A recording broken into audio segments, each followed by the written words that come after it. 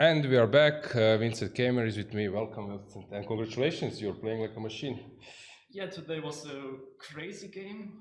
I think I made also quite a few mistakes, but in general it was a nice game. It's not easy to win against Alexey. He's very solid as well, right? Yeah, but he also likes to play. I mean, he's not the player who kills every opening and tries to force a draw, so I'm always happy to play against him. Okay, so d5. This is like a main line now in chess. Ragozin. Yeah, Ragozin, bishop f4. Yeah, it's a rather sharp approach. You know, there are all these crazy lines after knight e4, rook c1, knight c6, and it's always a question, yeah, is black ready to go for it? Of course, everything works out nicely, but it's very sharp. It was funny, Vasily Ivanchuk was here, and then I know we were watching some games, he was not playing, and then bishop e6, probably he stopped following theory in Ragozin, let's say 5 years ago, and now completely changed theory. I think it's completely different than 10 years ago in Ragozin. Okay, so e3, you can jump in whenever you want. Yeah, I'm not sure. I mean, after knight, this is not the most problematic way of playing for me. So I was already more or less happy, but it was also meant I was out of prep more or less because it's already playable position. Yeah, I'm not sure about bishop e2. I felt it's very natural. Yeah, but it's also typical position. You can have it in different of course you can get scenarios. Yeah, many move orders or like. Yeah. Okay, he took knight a5. Yeah, I actually felt this position should be quite okay for him. Okay, b6. Rook 8. Okay, some moves. Yeah, I thought c6. Yeah, this because now he can switch to the c6 b5 plan. I mean, he has two ideas, and there's usually this idea of going c6 b5. But then, of course, it's good for me to have a rook on a1 because after I play a4, there's some pressure on the a file. So it has some sense, even though he lost the tempo with b6, to now go for the c6 b5 plan. And yeah, h6. And I was contemplating whether to go rook fd1 because, of course, it generally fits the position, but it leaves this f2 e3 constellation a little bit weak. Yeah, so. So how do you, for example, you decide about putting the rooks? They usually say it's not an easy decision because you can contemplate for hours where to go. And do you have some feeling or? No, here I didn't have a feeling because I mean both ways have their problems. Rook a1 is just not the right spot, and rook fd1 leaves this f2 e3 constellation weak. So I was trying to find a way to get the rooks to the squares that I belong to, because in general it's rather likely that d or c file is going to open up. Rook on f1 or e1 is not going to do anything in the near future. And I think in the way that I played, there was no way for him to exploit this weakness. And of course, 96 is already a move. I mean, he's being very solid, but it accepts that he's a little bit worse. It's not maybe in his style, as you mentioned. He likes also to play, but still there are lots of possibilities. It's not some dry position. No, not at all. Yeah. Okay. So you switch now to e. Yes, because now I will not play c4 anymore. He put everything on the c4 square, and now basically my only breakthrough is. I mean, I could take on d6 and try to play for the d5 weakness, but I don't think that's enough. So now I was trying to go for e4 when, of course, rook is on e1, the right square. So. Okay, so you were like coached by so many like good trainers and so on. So what do you think? Have you spent enough time in, I don't know, checking this type of structures when you're pressing for a little, or it's always possible to learn something new? Or well, it's always very different. Yeah. I mean, the way that I played this position had nothing to do with any specific analysis. Classical. Of course, in general, understanding that I got from the trainers surely matters. But it's more like you have a general understanding of the game and certain structures, and then you might have an idea what to play in the specific way. And also one thing, let's say parting with the bishop. Do you make this type of decisions easy, or sometimes you are hesitating? Don't really mind giving the bishop here. It's more a structure thing, yeah. That, for example, with pawn on b2, I would take immediately. I mean, not here because then maybe it's even better, but then the structure would be great because I have the c3 square for my knight. Open c file, some bishop a6 idea, d5 is very weak. It would be a horrible position for black. But like this, that c file is closed. I also have a weakness on c3 potentially, and I really need to get my knight to f4 or b4, and this is very far from d2. Got it. Okay, so the event took this way.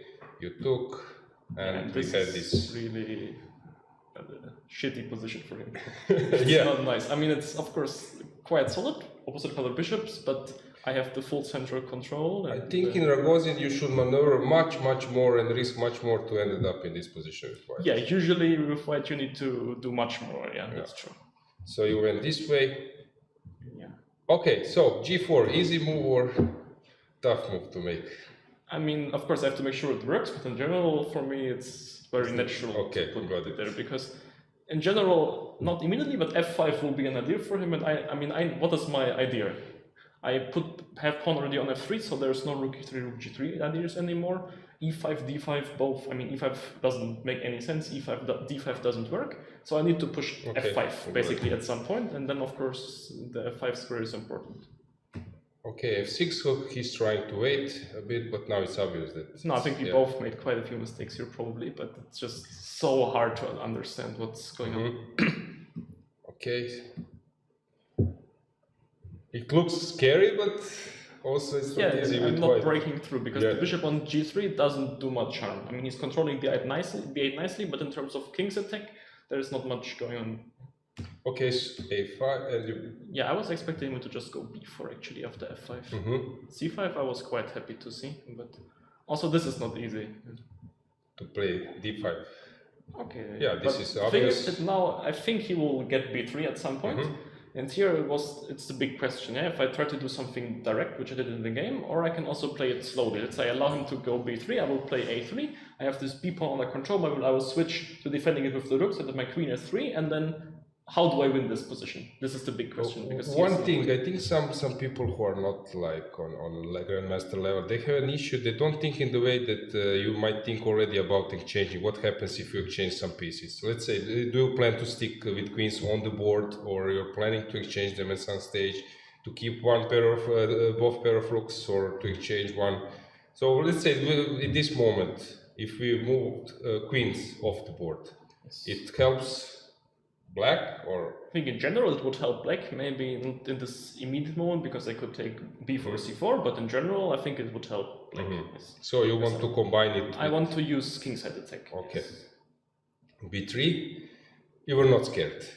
I mean, this is coming anyway, I can't do anything about it. Otherwise I have to open the whole queen side, which gives him way too much counterplay. Okay, so rook a6, also normal move from his side to prepare. Yeah, this is just... Bishop h5 was a very nice move, actually. I missed this. To stop your avalanche. Yeah, it's... I mean, just very confusing, this position. Yeah, engine says that everything is winning, but you see also some counterplay. No, actually, I missed quite a few things here. Yeah, like I missed bishop h5, and also then I missed this queen a7 idea in the game. Like I thought, queen e5, queen f7, queen c5, I'm pretty much winning, and then just queen a7, and the exchange queens. And what we talked about, trading queens was not my plan. Actually happened. Yeah, it wasn't my plan. Yeah. So. But okay, you still were quite confident that somehow white should prevail here, or? I mean, I'm not sure. Okay. Because I don't have this d1 square. Yeah, let's say I took in the game. And yes. Like general problem is, for example, if instead of let's say he pushes a4 now. Yeah. Okay. And I would play a3. Let's pretend. And then he just goes for something like rook d7, and he takes on d6. Or maybe he goes king f8 first to make sure that there's no back rank mate, and then he takes on d6, and because I don't have this, he has full control of the d1 square, and I don't get the rook to d2. I'm not sure whether I can ever win this position, even though it's full exchange up, but this was my worry. That's why I played g6, and I was planning to go e5 actually after a4. So a4? Yes, I was planning to go e5. Okay. But I completely missed this bishop g4 idea, which you also use in the game later on, and I'm not sure whether here it's, for example, interesting. But of course, this position is very crazy. But I think I'm on the better side because his king is so big. I can really use this. Okay, so and his problem is you collect some, start attacking some pawns, both will fall down. Yeah, no, of course it was a rather tough decision to take ab3 because after this I can also easily lose. I mean, he suddenly has two connected passers, which I'm not gonna stop, so I just have to run myself. Since there were so many crazy events on the first boards in the match, I was not following. How was your clock time management? Were you confident in nothing? Not that much time left. I mean, he was clearly pushing on the clock. Okay. Yes. Position is. Yeah, for example, I think after b2 I have to play c6. Yeah, I just have to let this rook go. And it's winning, but of course. And he will need to sacrifice back. But yeah, and under bad circumstances, because his bishop is cut out, and still even if he can't really defend, let's say c7, he goes rook 8, I take and go d7, even there he can't really do anything. Exactly. You decide either to take or to prepare. Actually, I think he had his try was quite good. He opted for rook c6. Yes, e5, and here for them completely winning, but this bishop g4 move was. I was very lucky that e6 was move 40, and then I had some time to think. Okay. Because here I need to make some decisions still. Okay, if you look at engine, it says +5 completely winning, but over the board it's a bit different. Yeah. You want to find only one way somehow. Yes, and I think I have found one of the ways that works. e7, exactly, rook e8, and then rook c4.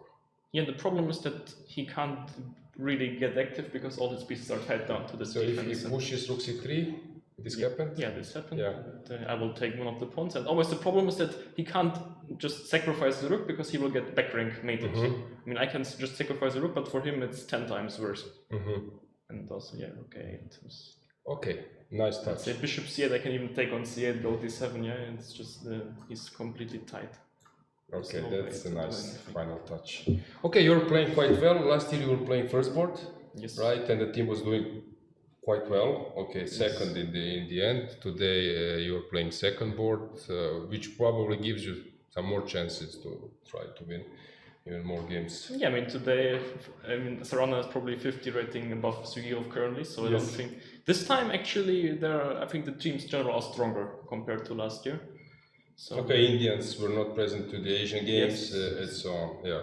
But I'm asking this, I'm actually commenting this because now we have this race and Arjun and Gukesh, they're playing like crazy. So they're inspiring a lot of people that it's possible to win in a row. And then Fressinet gave me the comment, and then suddenly some players think that they can play the same, and then they lose with black because they're just taking too much risk.